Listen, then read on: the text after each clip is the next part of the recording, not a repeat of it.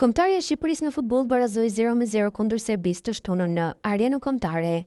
Pjesë e stafit serb, si trajneri i portierëve është edhe Goran Čumić, një ish portier i disa klubeve. Trajneri shqiptar Mirelio Sa ka përfituar nga rasti që Goran Čumić ndodhej në Tiranë dhe mes të dyve ka pasur një takim të përzemërt. Po çfarë e lidh dyshen? Më shumë se 30 vite më parë, të dy kanë qenë pjesë e AO Kavala në Greqi.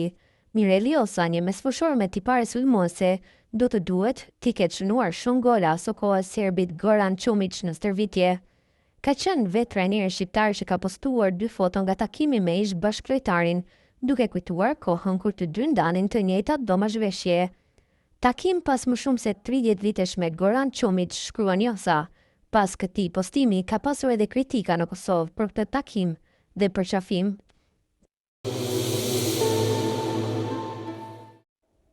Mirdita miq, kështu nisi konferencën për media trajneri i Serbisë Dragan Stojković në arenën kombëtare të Tiranës, teksa më pas uroi Kurban Bajramin. Veç saj, në fundin e saj, ai tha faleminderit shumë.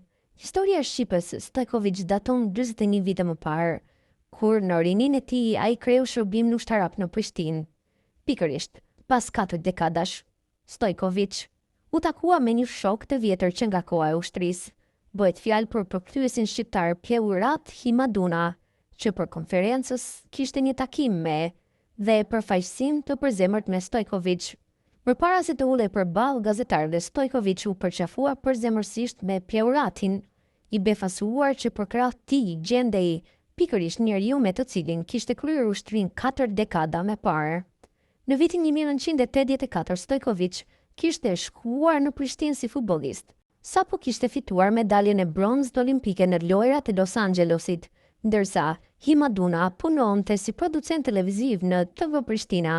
Siç tregon ai, trajneri aktual i Serbisë ishte shumë i dashur në Prishtinë, madje kishte disa privilegje nga komandantët e rreth të kohës.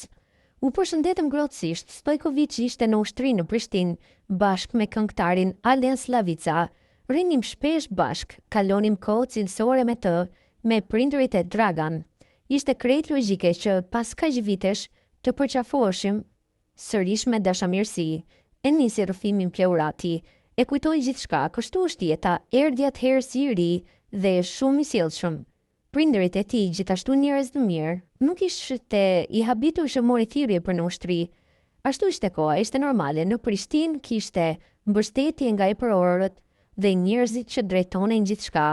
Prandaj, edhe u vendos të qëndronte atij, e thot mes të tjerash për blic Pleurat Himaduna.